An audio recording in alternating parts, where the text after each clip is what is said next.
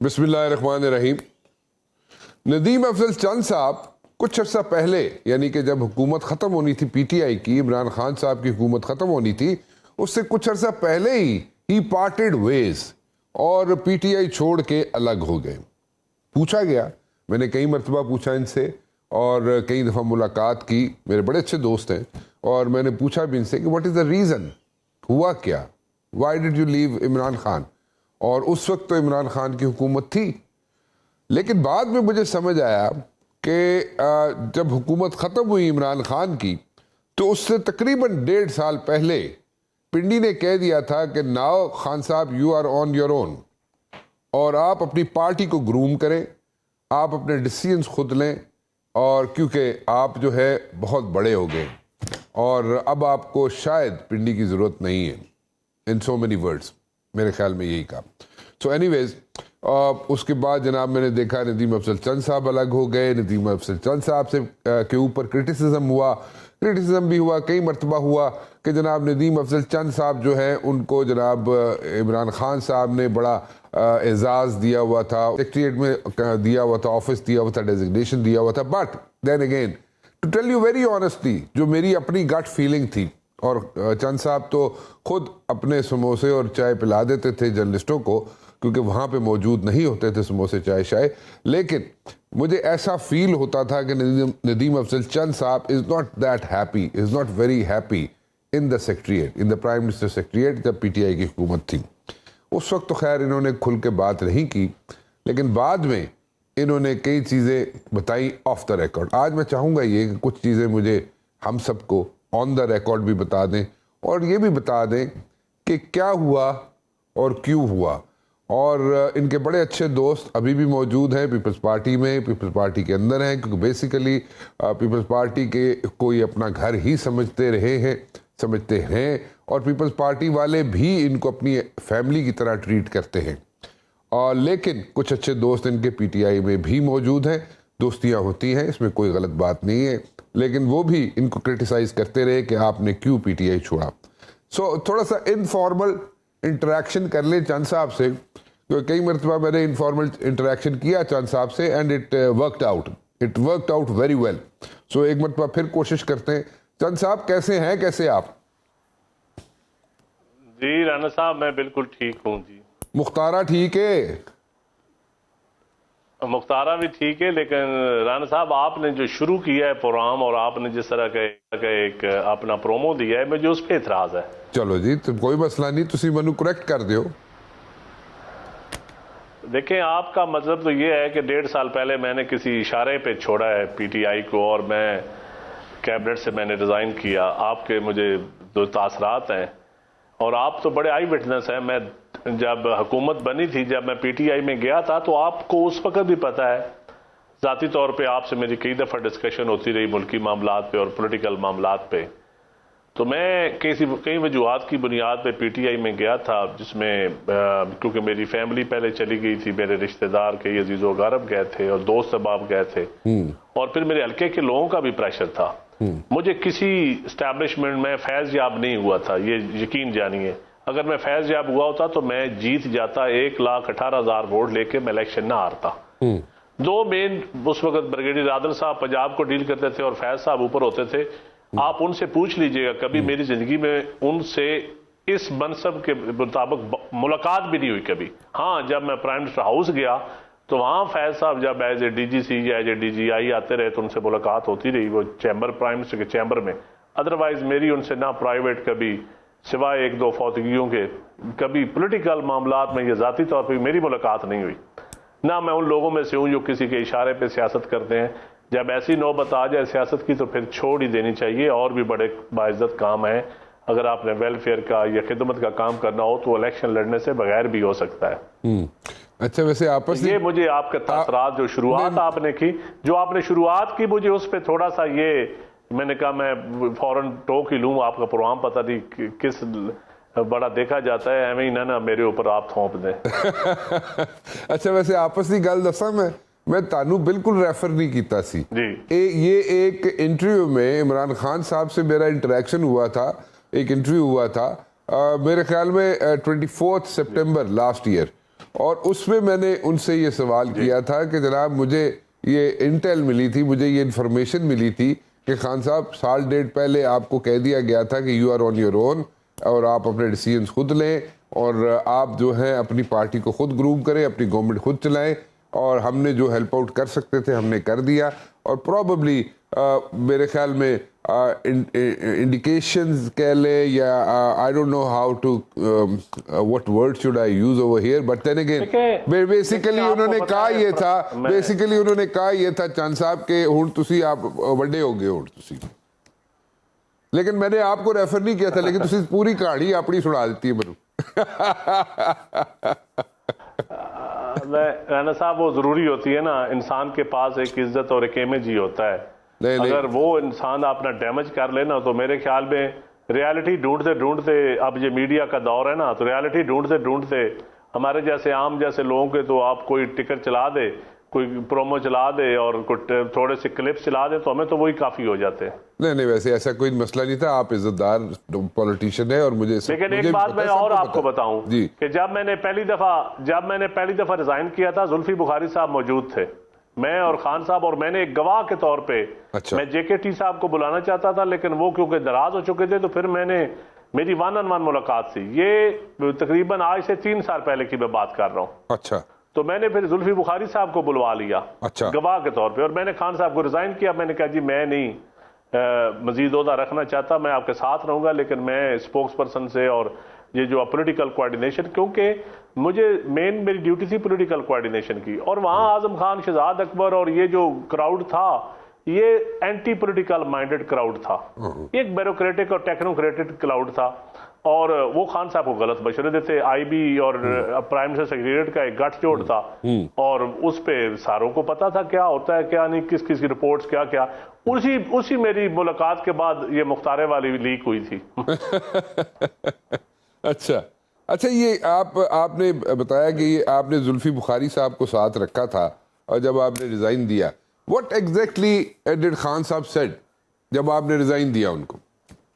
خان صاحب نے کہا نہیں. میں نے کہا جی لوگ آپ کی ٹیم کو گالیاں دیتے ہیں اور مجھے بھی گالی پڑتی ہے, تو میں آپ کی ٹیم کا حصہ نہیں رہنا چاہتا. انہوں نے کہا نہیں, ابھی پی ڈی ایم بن رہی ہے تو پولیٹیکل ایک موومنٹ اپوزیشن کرنے جا رہی ہے, تو وہ پتہ نہیں کب, آپ تھوڑا سا صبر کرو. میں لیکن پھر اس کے بعد میں آؤٹ آف کنٹری چلا گیا 2-3 مہینے, واپس آیا تو پھر خان صاحب نے کہا نہیں آپ کام جاری رکھو, آپ نے نہیں جانا. لیکن سچی بات ہے ہلکے کے نہ کام ہوتے تھے نہ پولیٹیکل ورک ہوتا تھا, ایک عجیب ماحول تھا وہاں. کوئی پولیٹیکل لوگ بھی ناراض تھے کہ آپ نہ ہماری کوارڈینیشن میٹنگ کرواتے ہو, نہ ہمارے کو فیسیلیٹیٹ کرتے ہو پی ایم سیکریٹریٹ میں بیٹھ کے. تو پھر میں نے سوچا کہ شاید میں اس پارٹی کے اوپر یا اس خزانے کے اوپر ایک بوجھ بناؤں, تو میں نے اس لیے ریزائن کیا تھا. اور جب میں نے ریزائن کیا, ایک بات آپ کو اور بتا دوں, مجھے جنرل باجوہ صاحب کا میسج آیا کہ پلیز آپ نے ریزائن تو کر دیا ہے, پارٹی نہ چھوڑنا. اچھا.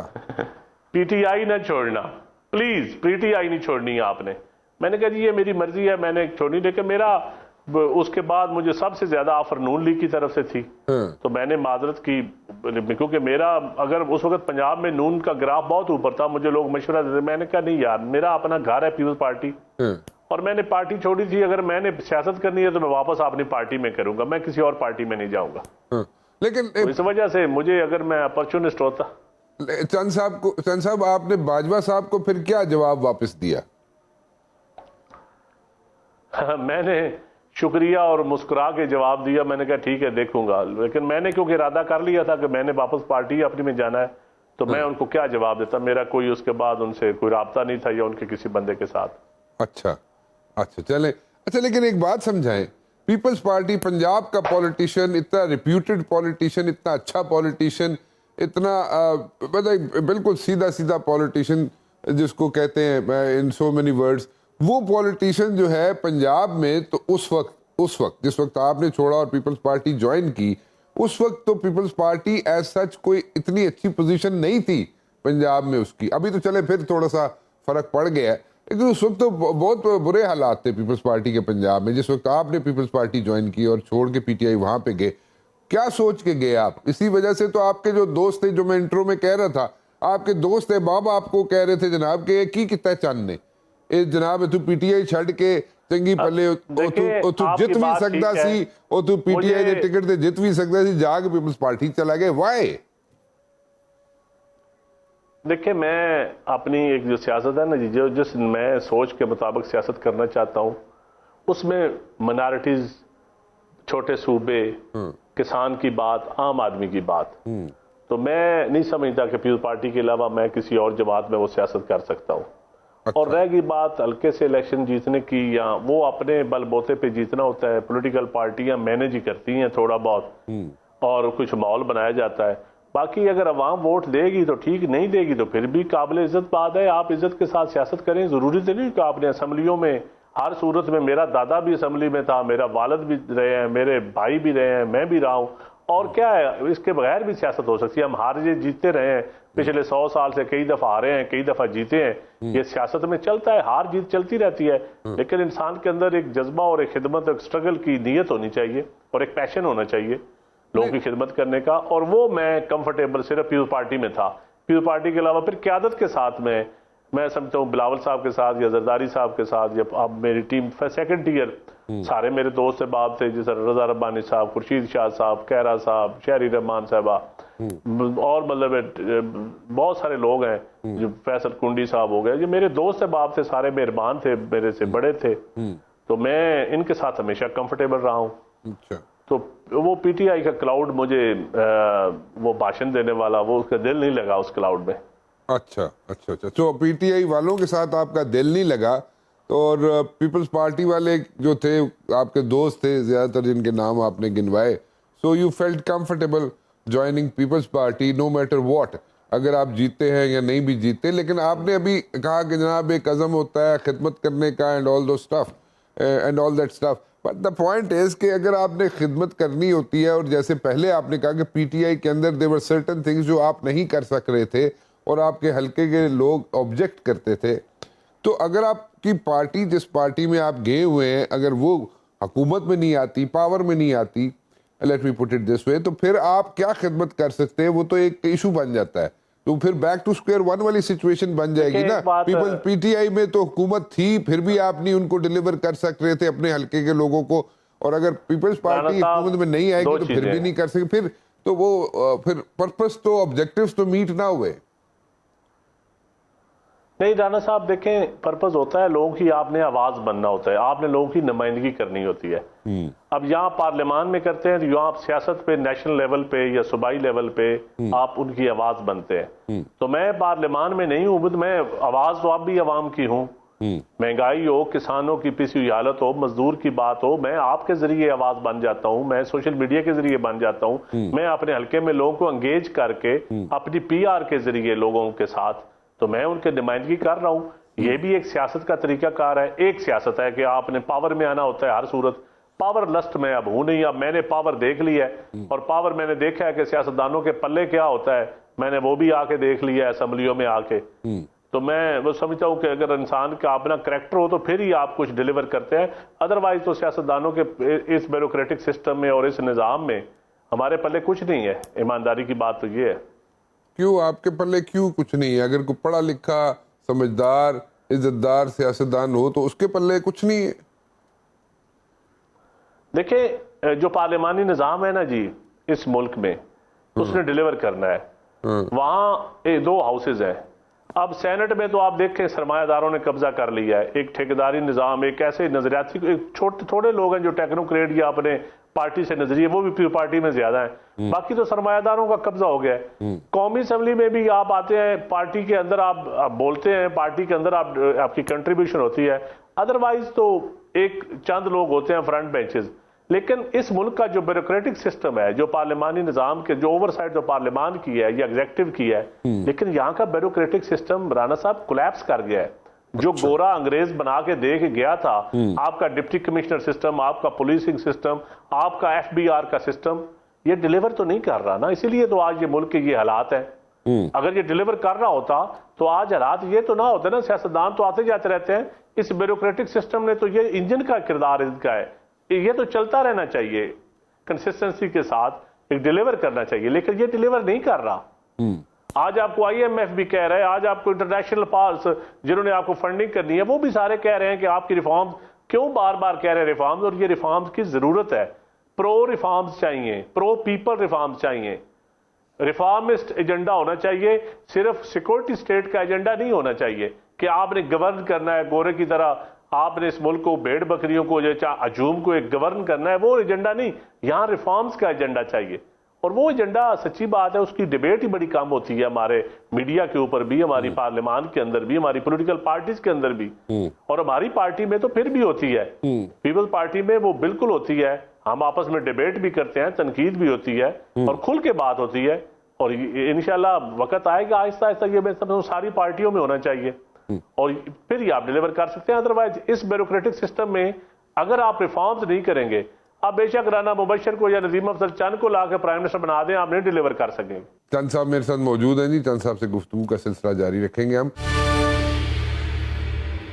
چند صاحب میرے ساتھ موجود ہیں جی, چند صاحب سے گفتگو کا سلسلہ جاری رکھیں گے ہم. اچھا مجھے ایک بات بتائیں, دیکھیں ریفارمز جو ہیں اس میں تو پولیس ریفارمز چاہیے, اس میں جوڈیشل ریفارمز چاہیے, اس میں there like so many other things, اس میں امینڈمنٹس چاہیے کسی حد تک, کچھ کلازز میں امینڈمنٹس چاہیے 18th امینڈمنٹ کی, کچھ NFC ایوارڈ میں کچھ آلٹریشنز چاہیے. اس میں مطلب مجھے جو سمجھ آتی ہے, مجھے 3-4 چیزیں جو میں نے آپ کو گنوائی وہ مجھے سمجھ آتی ہے. اب NFC ایوارڈ ہو, 18th امینڈمنٹ کی کچھ کلازز ہوں, پولیس ریفارمز ہو, جوڈیشل ریفارمز ہو, یہ مجھے جو سمجھ آتی ہے کرنی چاہیے, یہ ہونی چاہیے, اور اس کے بغیر گزارا نہیں ہے. تو اگر یہ ریفارمز اگر پولیٹیشنز نہیں کر سکتے کیونکہ ان کے اپنے اپنے انٹرسٹ ہیں, سو ان کو میجورٹی کی بات کرو, سب کی بات نہیں کر رہا, سو میجورٹی پولیٹیشنز کے اپنے اپنے انٹرسٹ ہیں, تو اگر نہیں کریں گے تو کون کرے گا؟ رانا صاحب آپ کی بات بالکل ٹھیک ہے. سب سے ضروری ریفارمز ہیں لوکل گورنمنٹ ریفارمز. ہاں بالکل ٹھیک ہے, وہ بھی ہے. لوکل باڈیز کا سسٹم پوری دنیا میں اگر آپ جس نے بھی ہمارے جو مسائل ہیں, ہمارا سینیٹیشن کا, پینے کے پانی کا, ہمارا صفائی کا, ہمارا انکروچمنٹ کا, ہمارا ریڈی لگانے کا, ہماری غربت کا, ہمارے چھوٹے تاجروں کو کنٹرول کرنے کا, دکانداروں کو ڈیل کرنے کا, ان کو فیسیلیٹیٹ کرنے کا, یہ آپ لوکل باڈیز کے ذریعے کر سکتے ہیں. ٹھیک ہے, اب لوکل باڈیز کے ذریعے آپ کر سکتے ہیں. ڈپٹی کمشنر ایک 4 سدہ کا آ کے بنڈی باؤدین میں DC لگ جائے, اس کو کیا پتا وہاں کا کلچر کیا ہے؟ وہ آئے گا 2 سال کرپشن کرے گا, چلا جائے گا, سال ڈیڑھ میں جو مقامی ناظم ہوگا یا چیئرمین ہوگا, جب وہ کرپشن کرے گا یا ڈیلیور نہیں کرے گا تو اس کی اکاؤنٹیبلٹی وہاں کی عوام کرے گی. ڈپٹی کمشنر کی اکاؤنٹیبلٹی عوام نہیں کر سکتی. آپ مجھے یہ بتائیں کہ اس ملک میں ہاؤسنگ سوسائٹیوں میں فراڈ ہوا ہے, لوگ تو جو DC رہے ہیں آج وہ گریڈ 22 میں پروموٹ ہو کے جا رہے ہیں, کہاں ان کو چیک اینڈ بیلنس ہوا ہے کہ یار تو DC سرگودا تھا اور تیرے دور میں وہاں 200 ہاؤسنگ سوسائٹیوں کا فراڈ ہوا, رمضان بازار میں فراڈ ہوا, انکروچمنٹ میں فراڈ ہوا, تو آج سیکٹری کیسے بن گیا؟ کبھی کسی نے پوچھا ہے؟ یہی طریقہ ہے پولیس کا, جو DPO ASP یا DSP ہوتا ہے وہ گریڈ 21 22 تک آرام تک چلا جاتا ہے. FBR میں جو لگے ہوتے ہیں لوگ, وہ جو ریفنڈ میں فراڈ ہوتا ہے, جو نیچے ٹیکسیشن میں فراڈ ہے, جو کسٹم میں فراڈ ہے, وہ آرام سے موجیں کر رہے ہیں.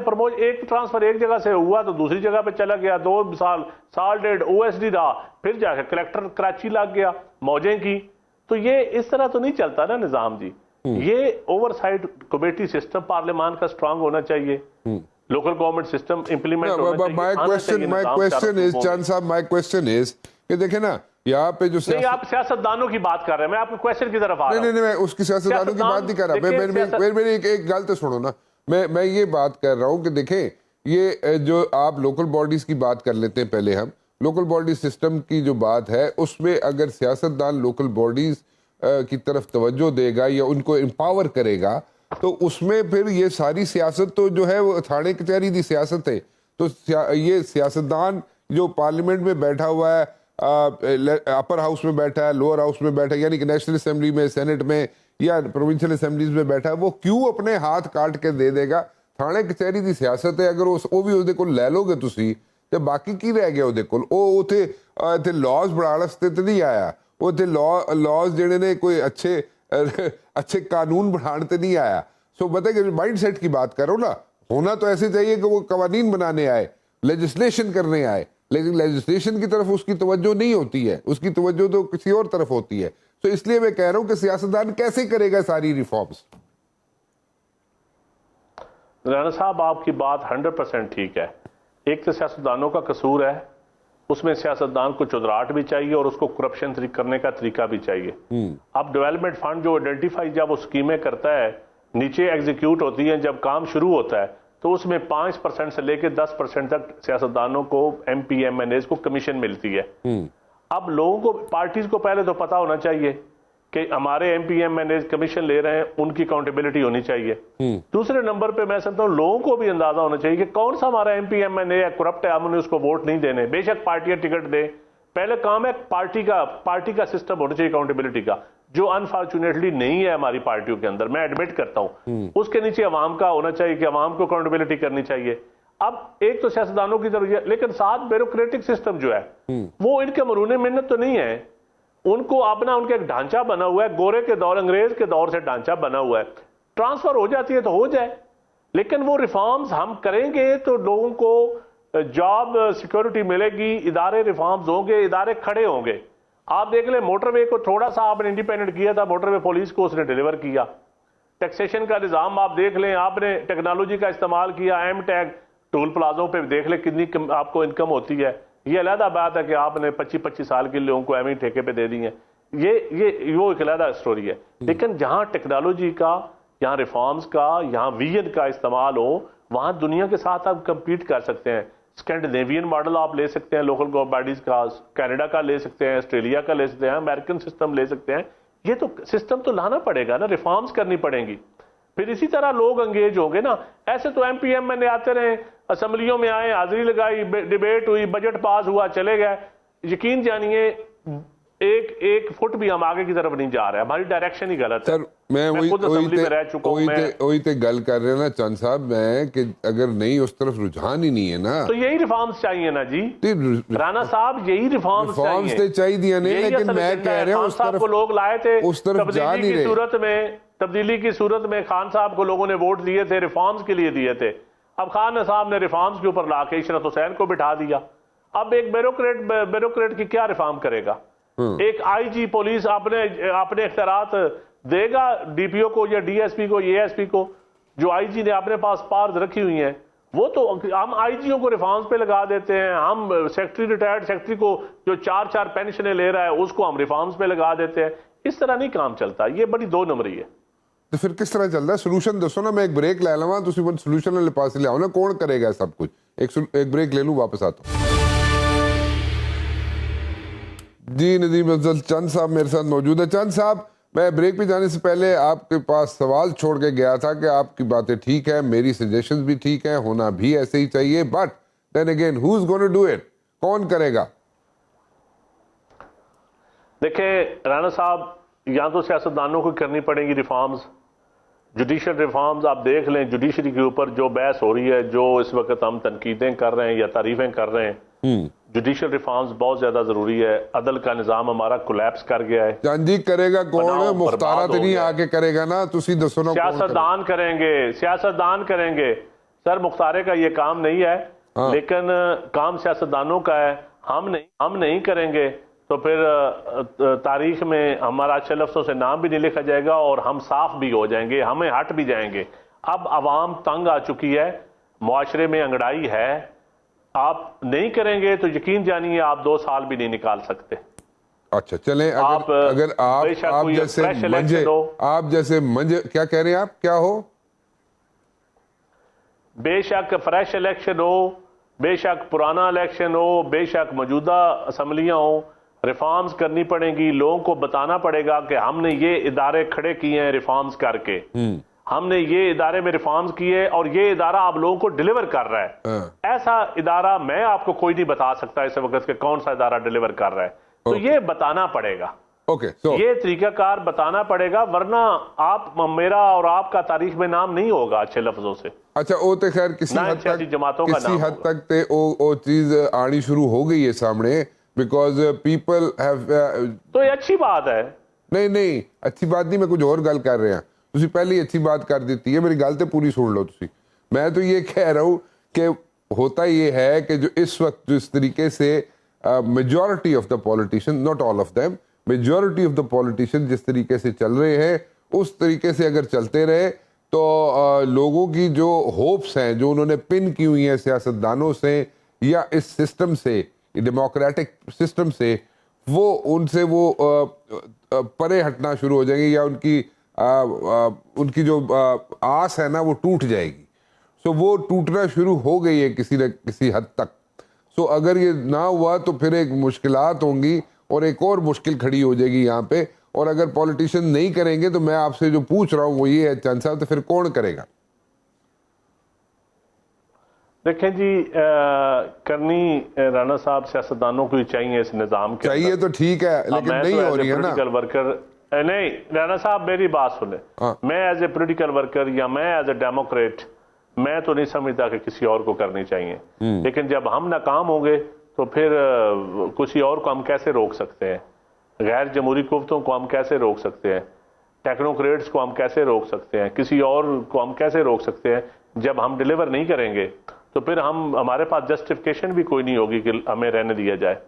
بالکل ٹھیک ہے, بڑی اچھی آپ نے بات کی ہے. Fair enough, you are being very honest, بات تو ٹھیک ہے آپ کی. But anyways we want the democracy to flourish, چلتی رہے, بہت اچھا ہے. لیکن اگر صحیح کہہ رہے ہیں, اگر نہیں ڈیلیور کریں گے پولیٹیشین تو پھر الٹیمیٹلی کہ کوئی بھی نظام آئے اس کو کیسے آپ لوگ اس پہ آبجیکٹ کر سکیں گے, جناب یہ نہیں ہونا چاہیے, چاہے وہ ٹیکنوکریٹک سسٹم ہو چاہے وہ کوئی بھی سسٹم ہو.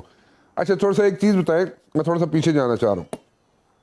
آپ نے ذکر کیا آپ زلفی بخاری صاحب کے ساتھ گئے, عمران خان صاحب کو آپ نے جناب ریزگنیشن دیا.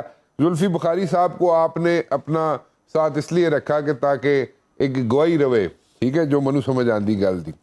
لیکن آپ نے کہا کہ اعظم خان جو تھے اور شہزاد اکبر جو تھے, ان کی جو اپروچ تھی ٹورڈز ڈیموکریسی, یا کوئی ورڈ آپ نے یوز کیا تھا, جسٹ فارگیٹنگ دیٹ ورڈ, لیکن ان کی اپروچ وہ نہیں تھی, پولیٹیکل اپروچ نہیں تھی ان کی. میرے خیال میں یہی ورڈ آپ نے یوز کیا تھا. تو پولیٹیکل اپروچ نہیں تھی, اور وہ اسرٹ بھی کرتے تھے عمران خان کے اوپر, کیونکہ وہ اپنی جو رائے دیتے تھے عمران خان ان کو بائے بھی کرتے تھے, ان کی بات مانتے بھی تھے, سمجھتے بھی تھے. سو what do you think, what went wrong and where کہ عمران خان اپنا ٹینیور پورا نہیں کر سکے, اور اب ان پہ نو کانفیڈنس بھی ہوگی اور وہ بھی کامیاب ہوگی. وہ بھی ایک ہسٹری بنی کامیابی کی بھی کہ نو کانفیڈنس بھی کامیاب ہوگی. دیکھیں دیکھیں پرائم منسٹر آفس جو ہوتا ہے نا جی, وہ پرائم منسٹر کی آنکھیں اور کان ہوتا ہے. وہاں پبلک افیئر ونگ ہوتا ہے جو اس کی پولیٹیکل ٹیم کو, اس کے MP MNAs کو یا اس کے پولیٹیکل پارٹیز کے ساتھ ڈسکنیکشن نہیں ہونے دیتا, خلا پیدا نہیں ہونے دیتا, اس کی پالیسیوں کو امپلیمنٹ کرتا ہے یا اس کے لوگوں کو انگیج کرتا ہے. میں تھوڑی سی وضاحت اس لیے کر رہا ہوں. انفارچونیٹلی خان صاحب کا دور آیا, خان صاحب نے میری ذمہ داری لگائی. جب میں نے وہ کوشش کی تو مجھے اعظم خان صاحب نے منع کر دیا. نعیم الحق صاحب تھے, وہ اپنے طور پہ بڑی کوشش کرتے تھے, اللہ ان کو جنت نصیب کرے, آمین, لیکن وہ بھی پارٹی کو انگیج نہیں رکھ پا رہے, کیونکہ اس وقت بیوروکریسی حاوی ہو چکی تھی خان صاحب کے پاس. اعظم خان کی شکل میں ایک گروپ آف بیوروکریٹس حاوی ہو چکا تھا.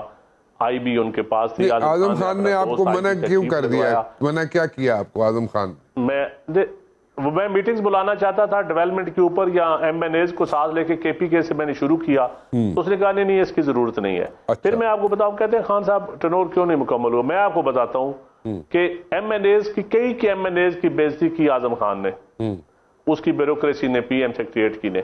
وہ پھٹکنے نہیں دیتے تھے خان صاحب کے پاس.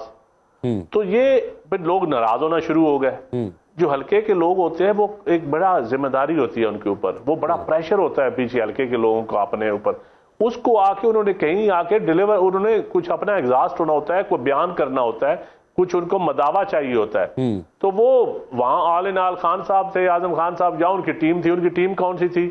ان کی ٹیم شہزاد اکبر تھا, ان کے کچھ اور لوگ تھے. پوری KPK سے وہ بیوروکریسی کی ٹیم لائے تھے, جو پورٹل, پرائم منسٹر پورٹل کے اوپر بھی جن کا قبضہ تھا, ڈیلیوری ونگ کے اوپر قبضہ تھا, یہ کیا ہوتا ہے پبلک افیئر ونگ کے اوپر قبضہ تھا. تو یہ IB کے اوپر ان کا اپنا بیج میٹنگ, انہوں نے اپنا دوست لگوایا تھا DG IB. تو یہ ایسے کام تھے جن کے رپورٹس بھی ان کی مرضی کی بنتی تھی اور سارا کچھ ہوتا تھا. اور اسی وجہ سے سیاسی لوگ ناراض ہونا شروع ہو گئے ان کے اپنی ٹیم کے, اور خان صاحب اپنی پارٹی کے لوگوں کو بھی ٹائم نہیں دے سکے تھے. ایک ڈسکنیکشن. تو میں سمجھتا ہوں یہ ان کا بہت بڑا فالٹ تھا جس کی وجہ سے وہ ڈیلیور نہیں کر سکے. اور ان کے جو پولیٹیکل لوگ بھی جو ان کے ساتھ قریبی تھے وہ کے پی کے زیادہ قریبی تھے، پنجاب سندھ یا بلوچستان کے لوگ زیادہ قریبی نہیں تھے. صحیح. اچھا تو یہ پھر ان کے جو علیم خان جو لوگوں کو جانتا تھا یا جے کے ٹی جو لوگوں کو جانتا تھا وہ بھی ناراض ہو گئے. تو ایک ساری ٹیم ہی درم برم ہو گئی. یہ ان کے ایک میجر فالٹ تھا جو وہ ڈیلیور نہیں کر سکے، یا جن وجہ سے لوگ ان سے ناراض ہوئے اور انہی لوگوں نے پھر عدم اعتماد میں ان کے خلاف ووٹ دیا. کسی کے کہنے کی ضرورت نہیں تھی، میں یہ آپ کو بتا دوں. اور یہ ہاں پہلے یہ ہوتا تھا کہ نیوٹرل جو ہوتے جن کو نیوٹرل کا دان دیتے وہ پہلے لوگوں کو اسمبلیوں میں پکڑ کے لے جاتے، جاؤ یار ووٹ کرو فیٹ ایف کے اوپر کرو، خان صاحب کا فلاں بل پاس کرواؤ فلاں. یہ خان صاحب نے خود کہا ہے، خود انہوں نے ایڈمٹ کیا اپنے انٹرویو میں. تو پھر انہوں نے کہنا لوگوں کو چھوڑ دیا کہ آپ راضی رہیں یا ناراض رہیں، تو پھر لوگ ناراض ہونا شروع ہو گئے. یہ ایک فالٹ تھا. اچھا میں نے ایک دفعہ یہ بھی پوچھا تھا شہزاد اکبر صاحب، کیونکہ اکاؤنٹیبلٹی کو ایز سچ ڈائریکٹلی یا انڈائریکٹلی وہ لک آفٹر کر رہے تھے، تو میں نے خان صاحب سے پوچھا تھا ایک انٹرویو میں کہ جناب خان صاحب آپ کے لوگ جو ہیں وہ اکاؤنٹیبلٹی کا جب پروسیس شروع ہوا تھا اور بڑی لمبی لمبی پریس کانفرنسز ہوتی تھیں، اینڈ سو مچ سو کہ مطلب کہ وہاں پہ پورے تھدے رکھے جاتے تھے ڈاکومنٹس کے، اور کہا جاتا تھا کہ they have got like documentary evidences against A B C جو بھی پولیٹیشین تھے اس وقت کے اپوزیشن کے، لیکن ایز سچ نیٹ رزلٹ نہیں نکلا. تو خان صاحب کا جواب یہ تھا کہ میری ٹیم اکاؤنٹیبلٹی کرنے والی ٹیم جو تھی وہ ڈی تک تو پہنچ جاتی تھی، لیکن جب گول کرنے کا وقت آتا تھا تو گول نہیں کر سکتی تھی. So in so many words he admitted this thing کہ جناب وہ ڈیلیور ایز سچ نہیں کر سکی اکاؤنٹیبلٹی جو کر رہی تھی ٹیم ان کی. اچھا ایک بات بتائیں، الیکشنز کیا ہر چیز کا حل ہے؟ دیکھیں جی الیکشن ہر چیز کا حل نہیں ہے، لیکن الیکشن حل ہے بھی. دیکھیں اب سیاستدان اگر آپس میں نہیں بیٹھیں گے، یہ لڑائی جاری رہے گی تو پھر یہ سسٹم کولیپس کر جائے گا. سیاستدانوں کو آپس میں بیٹھنا پڑے گا اور سیاستدانوں کو بات چیت کرنی پڑے گی، اور وہ پارلیمان سب سے بہتر جگہ ہے، پارلیمان سب سے بہتر گراؤنڈ ہے جس میں بیٹھ کے سیاستدان کھیل سکتے ہیں. بے شک مخالف ٹیمیں ہوں، دو ٹیمیں ایک دوسرے کے مخالف ہوں، ایک ورلڈ کپ جیتتا ہے ایک ہارتا ہے، لیکن گراؤنڈ کے اندر رہ کے ان کو کھیلنا پڑتا ہے. اور سیاست کا گراؤنڈ پارلیمان ہے، پارلیمنٹ ہے. تو اس گراؤنڈ میں ہی آپ نہیں آئیں گے تو پھر آپ سیاست کیا کھیلیں گے؟ پھر آپ نے سیاست میں ڈیلیور کیا کرنا ہے؟ سیاست پی آر ہے، انگیجمنٹ ہے، ڈیلیور کرنا ہے. اچھا چاند صاحب مسئلہ پتہ کی ہے، مسئلہ فی الحال تو یہ ہے کہ کوئی بھی لوگ جو ہیں جتنے سیاستدان ہیں اس وقت، اگر کسی کی میجورٹی سیاستدانوں کی یا لیڈرز کی اگر یہ تمنا ہے بھی کہ جناب وہ مل کے بیٹھیں، تو پھر بھی دو چار ادھر سے اٹھتے ہیں، انکلوڈنگ خان صاحب بھی کبھی کہتے ہیں کہ جی میں بیٹھنے کے لیے تیار ہوں، کبھی جناب وہ نہیں بیٹھنے کے لیے تیار ہوتے. And same is the situation with the people who are in the corridors of power right now, ان کی بھی یہی سچویشن ہے. سو بیٹھنے کے لیے تو اس وقت اگر دیکھا جائے تو دلوں کوئی بھی نہیں تیار، اور سیریسلی کوئی بھی نہیں بیٹھنے کے لیے تیار. اصل میں تو بیٹھنا چاہیے، ٹی او آرز بنائیں، ایجنڈا بنائیں، ایک کمرے میں بند ہو اور سارے وہاں پہ فیصلے کر کے نکلیں اور پھر انتخابات کی طرف جائیں، تاکہ جو بھی رزلٹ نکلے انتخابات کا وہ ہر ایک کو منظور ہو، اس پہ ایکسیپٹ کرے اس کو. لیکن وہ ایسا ہو نہیں رہا. میں آپ کی بات سے اتفاق کرتا ہوں. یہ خان صاحب ایک پاپولیرٹی تھی انہوں نے بنائی ہوئی تھی کہ وہ پاپولر ہے. ایک لیڈرشپ ٹھیک ہے، مضبوط لیڈرشپ بھی بنے، ابھرے بھی لوگ، ان کے سے ینگسٹر ان کے پیچھے بھی لگ گئے. اس کامیابی کو انہوں نے کسی سانچے میں ڈالنا بھی تھا نا. استعمال لیڈرشپ یہی ہوتی ہے کہ آپ کسی چیز کو جب آپ ایک پاپولر ویو ہوتی ہے یا نعرہ ہوتا ہے یا سلوگن ہوتا ہے، اس کو ماڈیفائی کر کے آپ نے ایک ڈالنا ہوتا ہے ایک طریقہ کار کے تحت، تاکہ آپ اپنے فالوورز کو اپنے ورکروں کو مایوس نہ کریں، ڈیلیور کر سکیں. اور انفارچونیٹلی خان صاحب وہ نہیں کر سکے. پاپولر ہوئے، ایک ویو چلی، سارا کچھ ہوا، پہلے تو اقتدار ملا تو اس میں ڈیلیور نہ کر سکے، پھر اپوزیشن میں آئے، پھر ویو ملی، پھر پاپولیرٹی ملی، لیکن پھر وہ بالکل بند گلی کی طرف، لڑائی کی طرف، شدت پسندی کی طرف چلے، ایکسٹریم پوزیشن لے لی. ایکسٹریم پوزیشن کس کے اوپر لی کہ میں نہیں ملوں گا، میں مذاکرات نہیں کروں گا، میں ٹی ٹی پی سے مل لوں گا، میں ان ڈیموکریٹکس ان لوگوں سے نہیں ملوں گا، یہ چور ہیں، ڈاکو ہیں. بھائی چور ڈاکو کی بات ہے تو خان صاحب آدھے چور ڈاکو تو آپ کی جماعت میں بھی ہیں، پھر آپ ان کو کیوں ٹکٹ دیتے ہیں؟ ان کو نکالیں. آپ کو کمپرومائز کرنا پڑتا ہے سیاست میں، اچھے لوگوں کے ساتھ بھی، برے لوگوں کے ساتھ بھی. پھر آپ نے فیصلے ایسے کرنے ہوتے ہیں کہ برے لوگ ہرٹ ہوں گے، فلٹر ہو جائیں گے، ایگزٹ ہو جائیں گے، اور اچھے لوگ اوپر آ جائیں گے. یہ ایک کامیاب حکمت عملی ہے. لیکن اگر آپ بیٹھیں گے ہی نہیں اپوزیشن کے ساتھ یا اپنی مخالف جماعتوں کے ساتھ، آپ انگیج نہیں کریں گے, لوگوں کے لیے بیٹھیں گے نہیں, تو آپ سسٹم کیسے چلے گا؟ پھر تو گراؤنڈ خراب ہو جائے گا, اور پھر فائدہ کس کو ہوگا؟ جو اس گراؤنڈ کے خلاف سوچ رکھتا ہے. ایک سوچ تو موجود ہے جو کہتی ہے کہ پارلیمانی نظام فیل ہو چکا ہے, ایک سوچ موجود ہے جو کہتے ہیں جمہوریت اچھا نظام ہے, یہاں نہیں چل رہی, یہاں ٹیکنوکریٹک اچھے چل سکتے ہیں, مارشل لا حکومت اچھی چل سکتی ہے, بیوروکریسی اچھا چلا سکتی ہے, ایک سوچ موجود ہے. تو اس سوچ کو تقویت ہم سیاستدان اس اپنی لڑائی کی صورت میں دے رہے ہیں, اپنی شدت گالی گلوچ کی صورت میں دے رہے ہیں, اپنی شدت پسندی کی صورت میں دے رہے ہیں. تو میرا خیال ہے اس سوچ کو بھی ہمیں شکست دینے کے لیے آپس میں بیٹھنا حل ہے. اور الیکشن سے پہلے اگر آپ آج سیاستدان اکٹھے بیٹھ جائیں, کل سٹاک مارکیٹ کی آپ حالت دیکھ لیں, کل آپ کا فارن ریمیٹنس بڑھنا شروع ہو جائے گا, کل لوگوں کو اعتماد آنا شروع ہو جائے گا, یار انہوں نے ملک کے بارے میں سوچنا شروع کر دیا, یہ اکٹھے بیٹھ سکتے ہیں. But that is unfortunately that is not happening. اور میاں صاحب کی سر ناٹ ہیپننگ, تو پھر جو سوچ موجود ہے جو اس نظام کے خلاف ہے, جو سیاستدانوں کے خلاف ہے, جو پارلیمان کے خلاف ہے, الٹیمیٹلی پھر وہ سوچ جیت جائے گی. بس ٹھیک ہے, مطلب کہ پھر تسی سیاستدان جڑے نے وہ گلا نہیں کر سکتے کہ ٹیکنوکریٹک سیٹ اپ آ گیا یا پنڈی والے آ گئے, یا پھر ہمیں گلا نہیں کرنا چاہیے, پھر گلا نہیں کر سکتے, پھر آپ گلا نہیں کر سکتے, ٹھیک ہے نا. وہ پھر اگر نہیں بیٹھیں گے, نہیں بات کریں گے, نہیں آپس میں مسئلے حل کریں گے, تو پھر آپ گلا بھی نہیں کر سکتے.